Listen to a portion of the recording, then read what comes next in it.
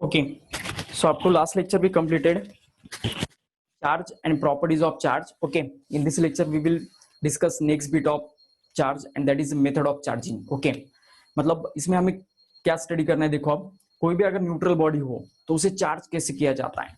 Okay, तो ये हमें इस बिट में आप स्टडी करना है. तो कोई भी न्यूट्रल बॉडी को चार्ज बॉडी में कन्वर्ट करने के लिए हम 3 मेथड्स यूज कर सकते हैं. पहला मेथड होता है फ्रिक्शन, दूसरा मेथड रहेगा कंडक्शन और लास्ट मेथड रहेगा इंडक्शन. ओके, ठीक है. तो इस वाइज ये 3 मेथड से by which we can able to produce any neutral body into a charge body. Okay, तो यही 3 मेथड्स आप यूज कर सकते हो. पहला मेथड आपको वेल नोन है और फैमिलियर भी होगा. ओके, आपने प्रीवियस स्टैंडर्ड में स्टडी भी किया होगा, जिसका नाम है फ्रिक्शन. ओके, फ्रिक्शन मतलब whenever we are rubbing one body over the another body, at that time one body acquires certain type of charge and other body acquire its opposite charge. Okay, मतलब suppose अगर एक body positive charge ले लेता है तो दूसरा body उतना ही negative charge मतलब ले लेगा. ओके, जैसे आपको पता होगा हमारे जो क्लाउड्स होते हैं वो एक दूसरे में रब होते हैं और इस कारण वहां पर चार्ज प्रोड्यूस होता है.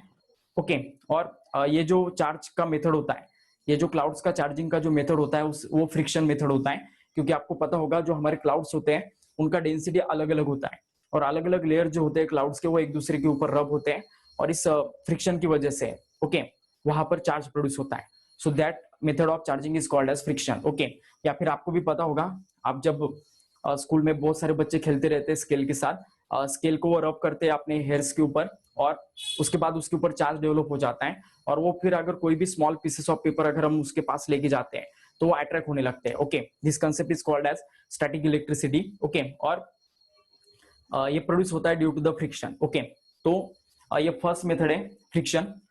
Whenever we are rubbing one body over the another body, at that time one body acquires certain type of charge and other body acquire its opposite charge. Okay, this method of charging is called as friction. Okay, suppose इसका हम एक example भी दे सकते हैं. whenever glass rod is rub over the silk. Okay, suppose ये glass rod है और ये रब कर रहे हैं हम सिल्क पर. ओके, ये सिल्क का क्लॉथ है.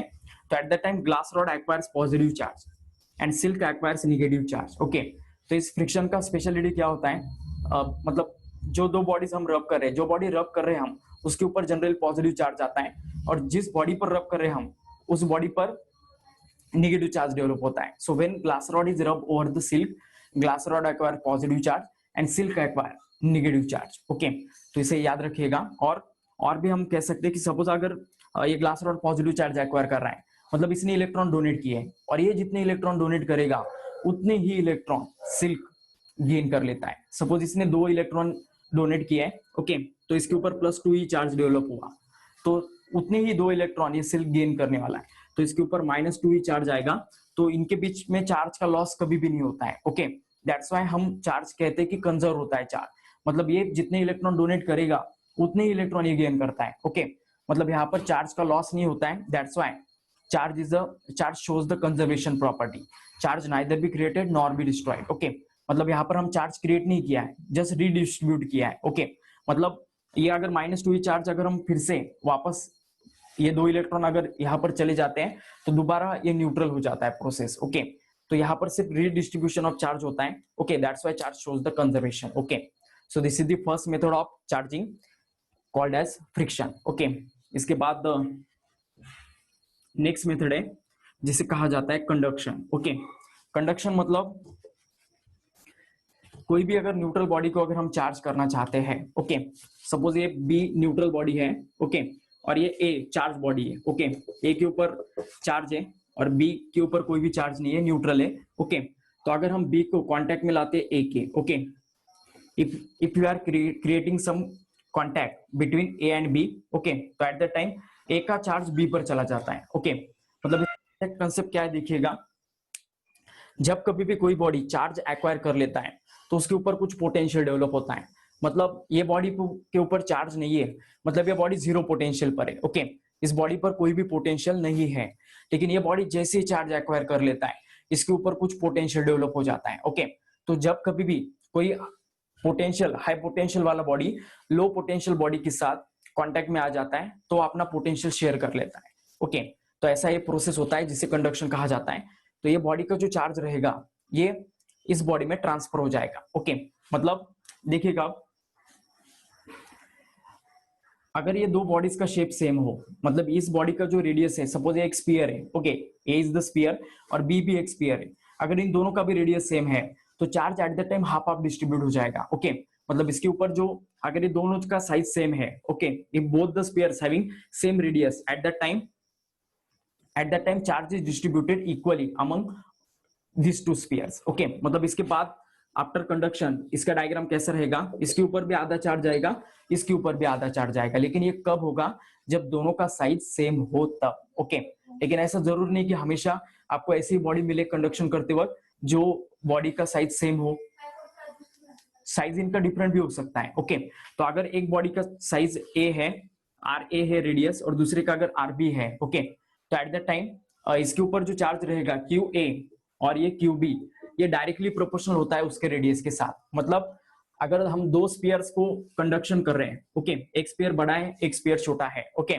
तो वो अपने साइज के हिसाब से चार्ज एक्वायर कर लेते हैं। ये बॉडी अगर बड़ी है तो ये अपने ऊपर कम चार्ज, ज्यादा चार्ज ले लेगी, और ये बॉडी अगर कम साइज की है तो इसके ऊपर कम चार्ज चला जाएगा। तो इससे हमें क्या समझ में आता है, charge on a body is directly proportional to the radius. Okay, अगर सपोज हम स्पीयर के बारे में बात करेंगे तो इस स्पीयर के रेडियस के साथ वो डायरेक्टली प्रोपोर्शनल रहेगा। ओके, जैसे आपको पता होगा कोई भी चार्ज को हम पॉइंट साइज के ऑब्जेक्ट में ट्रीट करते हैं। ओके, कोई भी बॉडी पर, मतलब हम चार्ज को पॉइंट ऑब्जेक्ट की तरह ट्रीट करते हैं और उस पॉइंट को हम नियर बाय सर्कुलर ही इमेजिन कर लेते हैं। ओके, इस कारण charge on any body is directly proportional to radius of that body. Okay, अगर वो स्फेरिकल शेप में हो तो। ओके, तो इसके ऊपर भी आपको न्यूमेरिकल पूछे जाते हैं। ओके, तो देखिएगा आप, take first numerical on this.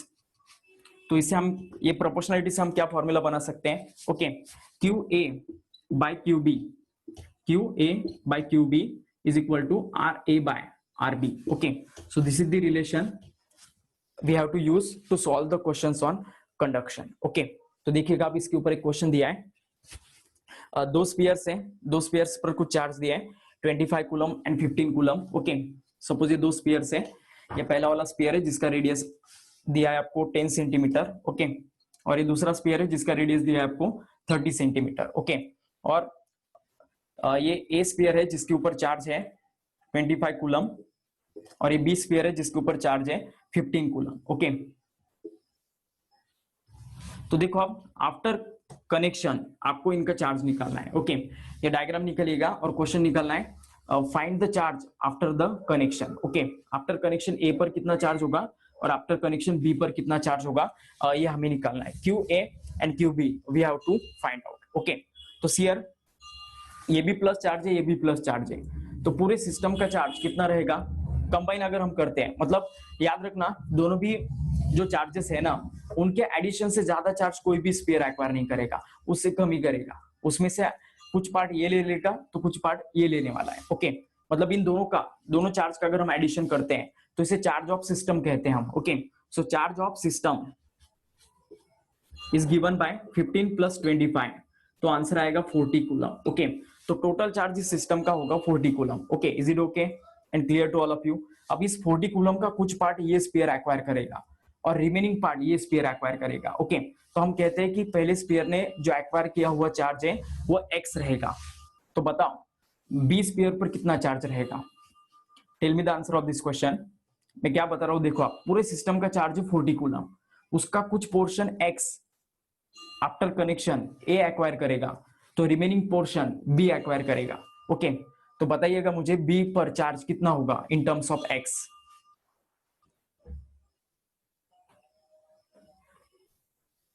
देखो अब 40 माइनस एक्स रहेगा, x माइनस 40 क्यों नहीं रहेगा, क्योंकि 40 ये बड़ा नंबर है, x डेफिनेटली उससे छोटा रहने वाला है, मतलब पूरे सिस्टम से ज्यादा तो चार्ज a ने एक्वायर करेगा। ओके, तो इस वजह से डेफिनेटली आपको 40 माइनस एक्स करना पड़ेगा। x माइनस 40 क्यों नहीं, क्योंकि x छोटा है। ओके, और 40 बड़ा है, इस कारण हम छोटे में से बड़ा माइनस नहीं कर सकते, बड़े में से छोटा माइनस होगा। ओके, सो दैट्स व्हाई हमने कंसिडरेशन किया कि x और इसका 40 माइनस एक्स रहेगा। अब यही फॉर्मूला हमें यूज करना है। ओके, इस कंडीशन में तो देखिएगा हमने ए पर चार्ज कितना एज्यूम किया, x, ओके, और बी पर चार्ज कितना एज्यूम किया है, 40 माइनस एक्स। यही फॉर्मूला में यूज कर रहा हूं, ओके। अब रेडियस ऑफ ए क्या है, 10 सेंटीमीटर। सेंटीमीटर में रहने दो, दूसरा भी सेंटीमीटर में, तो सेंटीमीटर सेंटीमीटर डायरेक्ट कैंसिल हो जाएगा, और दूसरे का रेडियस है 30 centimetre, okay. Centimetre centimetre cut हो गया, 0 0 कट हो जाएगा, क्रॉस मल्टीप्लाई दिस, तो आएगा answer 3x is equal to 40 minus X, okay. और ये माइनस एक्स इधर आके प्लस होगा, ओके, तो आंसर आएगा 4x is equal to 40, okay. तो बताओ x का वैल्यू कितना आएगा फिर, 10 कूलम, ओके। तो x कितना चार्ज एक्वायर करेगा, 10 कूलम। अगर x का वैल्यू 10 है कूलम आफ्टर कनेक्शन, तो डेफिनेटली जो बी स्फीयर रहेगा उसके ऊपर कितना चार्ज आएगा, 30 कूलम, ओके। तो ये रहेगा final answer, okay. So is it okay and clear to all of you, okay. तो आएगा, अब ऐसे क्वेश्चन अगर आते हैं आपको तो आपको सॉल्व करते आएगा। Is it okay and clear to all of you. तो देखिएगा, ऐसे क्वेश्चन में एक ट्रिक मैं आपको यहाँ पर बताना चाहता हूँ, ओके। मिनिमम टाइम में ऐसे क्वेश्चन सॉल्व करने के लिए आपको ये ऐसा एज्यूम करने की या फिर कोई भी मतलब अदर चीज करने की जरूरत नहीं है। मिनिमम टाइम में आपका आंसर निकल जाएगा ऐसे क्वेश्चंस में, ओके। उसके लिए फॉर्मूला क्या यूज करना है, देखो आप, अगर सपोज हम ए पर चार्ज निकाल रहे हैं, ओके, तो Q A is equal to Q system. Q system मतलब पता है आपको, दोनों भी स्पेयर का चार्ज का एडिशन करना। ये प्लस रहा तो प्लस लेना, माइनस रहा तो माइनस लेना, ओके। दोनों का भी एडिशन करना। सपोज अगर -15 हो तो 25 माइनस 15 10 कूलम हो जाएगा, तो वही क्यू सिस्टम का चार्ज रहेगा, ओके, आफ्टर कनेक्शन। तो जो भी एडिशन होगा इनका, प्लस रहा तो प्लस का एडिशन करना, माइनस और प्लस रहा तो माइनस प्लस करना, ओके। जैसे आप करते हो रेगुलर एडिशन वैसे करना है, ओके। सो क्यू ए, अगर हम क्यू ए पर चार्ज निकालना चाहते हैं तो उसका ट्रिक फॉर्मूला क्या रहेगा, देखो आप, Q A is equal to Q system into R A by R A plus R B, okay. तो ये ट्रिक फॉर्मूला रहेगा। सिमिलरली अगर हम क्यू बी का आंसर निकालना चाहते हैं तो Q system into R B divided by R A plus R B होगा, ओके। या फिर आप Q system minus Q A भी कर सकते हो, क्यू बी के चार्ज को, ओके। आपके ऊपर है, आपको जो फॉर्मूला यूज करना हो आप वो कर सकते हो। Q B is equal to Q system minus Q A, okay. और ये क्यू ए का वैल्यू फिर से अगर यहाँ पर पुट करते हैं तो आपको आंसर मिल जाएगा, ओके। या फिर पूरा मतलब आंसर अब इजी हो जाएगा, ओके। अब यही क्वेश्चन हम इस फॉर्मूले में पुट करके देखते हैं कि सच में ये फॉर्मूला इफेक्टिव है या नहीं है, ओके। देखो अब, तो ये अगर मैं क्यू ए का चार्ज निकालना चाहता हूं जो फाइनली 10 कूलम आने वाला है, ओके, तो Q A is equal to Q system का वैल्यू कितना था, 40, okay. So 40 into R A का वैल्यू 10 है, 10 डिवाइडेड बाय 10 प्लस 30, ओके, दोनों का रेडियस। तो फाइनली आंसर आएगा 40 इंटू 10 बाय 40, ओके, मतलब ये आंसर आएगा 10 coulomb. Is it okay and clear to all of you, okay. तो इस वाइज आप मिनिमम टाइम में ऐसे क्वेश्चंस का आंसर निकाल सकते हो, ओके। अब एक नेक्स्ट क्वेश्चन है जो आप सॉल्व कीजिएगा।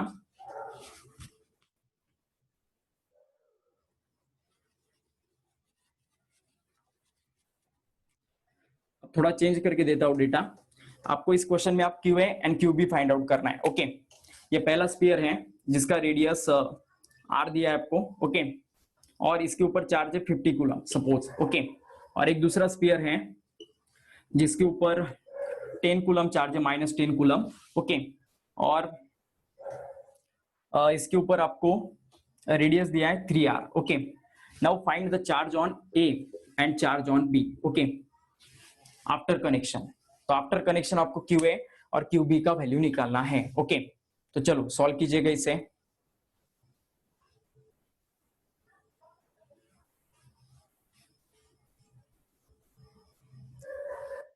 What is the answer of this question, tell me. Q A and Q B दोनों का भी वैल्यूज बताओ।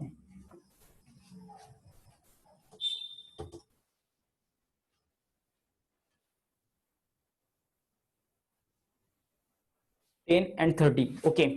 और किसी स्टूडेंट का आंसर आ गया है, जल्दी से फाइंड आउट करो।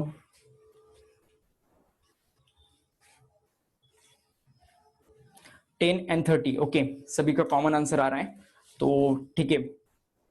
शेयर तो Q A is equal to Q system into R A upon R A plus R B. Okay, तो हम पहले स्फीयर के लिए चार्ज निकाल रहे हैं, तो इसके ऊपर 50 कूलम है, यहाँ पर -10 कूलम है, तो क्यू सिस्टम क्या होगा, दोनों का addition. Okay, so Q system in this condition is equal to 50 -10, तो दैट इज आ जाएगा 40 कूलम। ओके, तो क्यू सिस्टम का यहाँ पर आंसर होगा Q A is equal to Q system मतलब 40, ओके, इंटू आर ए का वैल्यू आर है, ओके, और आर प्लस 3R। ओके, तो आंसर क्या आएगा फिर देखिएगा, 40 इंटू आर अपॉन 4R, तो आर गेट कैंसल, 10/4 मतलब 10 कूलम आएगा। सो क्यू ए का वैल्यू 10 कूलम होगा। ओके, तो डेफिनेटली क्यू बी का वैल्यू, क्यू सिस्टम मतलब 40 -10 रहने वाला है, तो आंसर आएगा 30 coulomb. Okay, so is it okay and clear to all of you?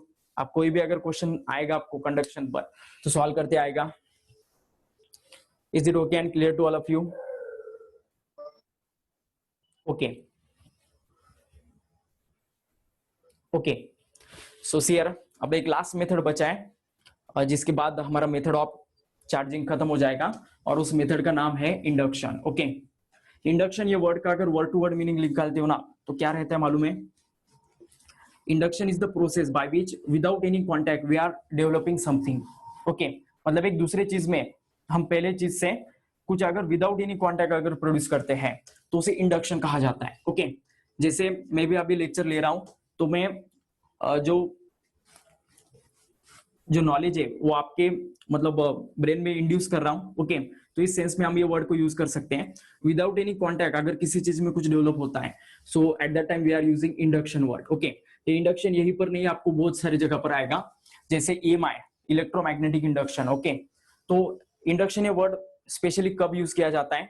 Without any contact अगर हम कुछ प्रोड्यूस करते हैं, so at that time we are using the word induction. Okay, ये नॉर्मल प्रोडक्शन से अलग होता है। ओके, तो यहां पर मैं वर्ड यूज कर रहा हूं इंडक्शन। ओके, तो देखिएगा इंडक्शन मतलब क्या रहेगा, आप देखो, हमें अब दो स्पीयर्स लेना है। ओके, ये पहला स्पीयर है A और ये दूसरा स्पीयर है B। ओके, अब देखो ये B न्यूट्रल स्पीयर है, B न्यूट्रल स्पीयर है, इसका मतलब क्या है कि इसके ऊपर जितना पॉजिटिव चार्ज है उतना ही निगेटिव चार्ज है। ओके, मतलब इस B स्पीयर पर जितना पॉजिटिव चार्ज होगा उतना ही निगेटिव चार्ज होता है। तो मैं इसे चार्ज मतलब दिखाता हूं, प्लस माइनस माइनस प्लस, मतलब ये चार्ज है ना इक्वली डिस्ट्रीब्यूट होता है सभी तरफ। ओके, तो जितने पॉजिटिव चार्ज नजर आ रहे हैं आपको, ओके, उतने ही निगेटिव चार्ज यहाँ पर रहने वाले हैं। ओके, ये इक्वली डिस्ट्रीब्यूट हो जाता है। So this body B is a neutral body. Okay, while body A is a charge body. Okay, body A पर चार्ज है। ओके, सपोज देखो अब मुझे अगर इंडक्शन मेथड से जरिए अगर इस न्यूट्रल बॉडी को निगेटिव चार्ज करवाना हो ना, तो उसका अपोजिट चार्ज मुझे A पर लेना पड़ेगा। मैं अगर इसे नेगेटिव चार्ज में कन्वर्ट करना चाहता हूं तो मुझे पॉजिटिव चार्ज A पर लेना पड़ेगा, तभी इसके ऊपर रिजल्टेंट चार्ज नेगेटिव आएगा आफ्टर फाइनल स्टेप। ओके, अगर मैं इसके ऊपर पॉजिटिव चार्ज डेवलप करना चाहता हूं तो मुझे A पर नेगेटिव चार्ज लेना पड़ेगा। मतलब हमेशा जो भी आपको चार्ज रिक्वायर्ड है उसका अपोजिट चार्ज आपको दूसरे बॉडी पर लेना पड़ेगा। ओके, तो मैं सपोज इसे पॉजिटिव चार्ज में कन्वर्ट करना चाहता हूं इस बॉडी को, तो that's why I have to take A body as a negative charge body. तो ये बॉडी नेगेटिव चार्ज बॉडी है। ओके, और ये बॉडी न्यूट्रल है अभी भी। ओके, तो अभी करना क्या है इंडक्शन मेथड में, ये A बॉडी को पास ऑफ अट्रैक्शन में लाना है B बॉडी के। पास ऑफ अट्रैक्शन मतलब पता होगा आपको, कोई भी चार्ज एक रीजन तक दूसरे चार्ज को अट्रैक्ट या फिर रिपेल करता है, उस रीजन को पास ऑफ अट्रैक्शन या फिर इलेक्ट्रिक फील्ड कहते हैं। इलेक्ट्रिक फील्ड में आपको लेटर ऑन डिस्कस करूंगा। ओके, लेकिन अभी फिलहाल इतना ही समझ लो आप कि इसके रीजन में, इसके पास ऑफ अट्रैक्शन में मुझे इस बॉडी B के A बॉडी को लाना है, कांटेक्ट में नहीं लाना है, नजदीक लाना है। ओके, इससे क्या होगा, आप देखो ये नेगेटिव चार्ज बॉडी है और ये न्यूट्रल है। न्यूट्रल है मतलब इस पर कुछ पॉजिटिव चार्ज है और उतना ही नेगेटिव चार्ज है इस बॉडी पर। ओके, तो अब क्या हो जाएगा, ये बॉडी जैसे जैसे हम करीब लाने वाले वैसे वैसे इसके सभी जो पॉजिटिव चार्ज आयंस है वो इस बॉडी की ओर अट्रैक्ट होने वाले हैं। ओके, मतलब क्या होने वाला है, देखो आप after placing this body in a pass of attraction of this body, इसके बाद ये फिगर में क्या चेंज आ जाएगा वो मैं यहाँ पर निकाल के दिखा रहा हूँ आपको। ओके, ये बॉडी B है जो निगेटिव है। ओके, या पास ऑफ अट्रैक्शन में लाया है, बिफोर पास ऑफ अट्रैक्शन ये केस है, after placing this body A in a in region of body B. Okay, body B में क्या चेंजेस आ जाते हैं देखो, अब बॉडी बी में चेंजेस क्या आ जाने वाले देखो, अब इसका सभी जो पॉजिटिव चार्ज है वो इस साइड आ जाता है। ओके, पहले ये डिस्ट्रीब्यूट हुआ था सब तरफ।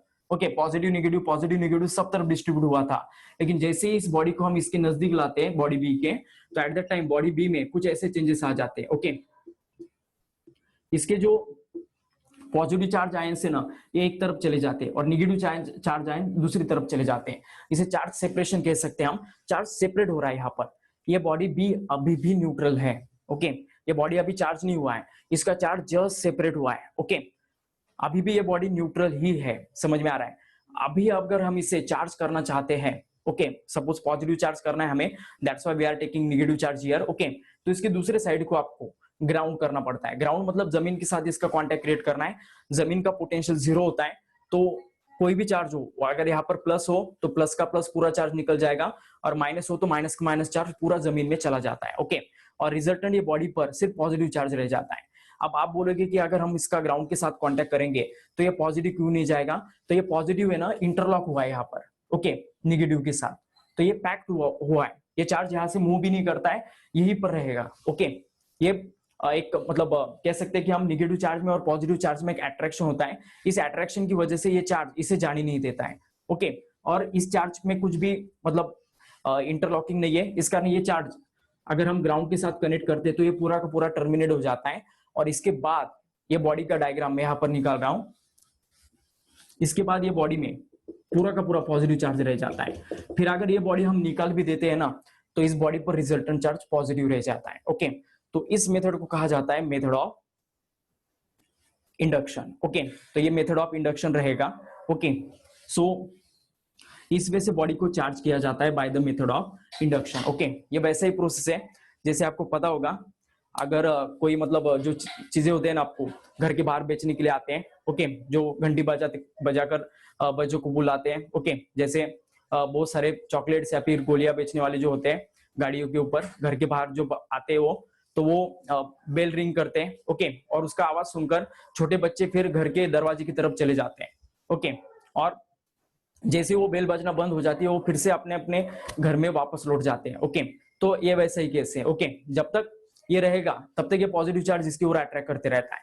जैसे ही निकल गया, ओके, एट द टाइम अगर हम इसे ग्राउंड कर देते हैं तो एट द टाइम ये सर्टेन चार्ज एक्वायर कर लेता है। ओके, तो इसी को मेथड ऑफ इंडक्शन कहा जाता है। ओके, तो आज हम यही स्टॉप करते हैं। नेक्स्ट लेक्चर हम रिमेनिंग पार्ट लेते हैं। ओके, अगर आपको कुछ डाउट हो तो जरूर कमेंट कीजिएगा। Thank you.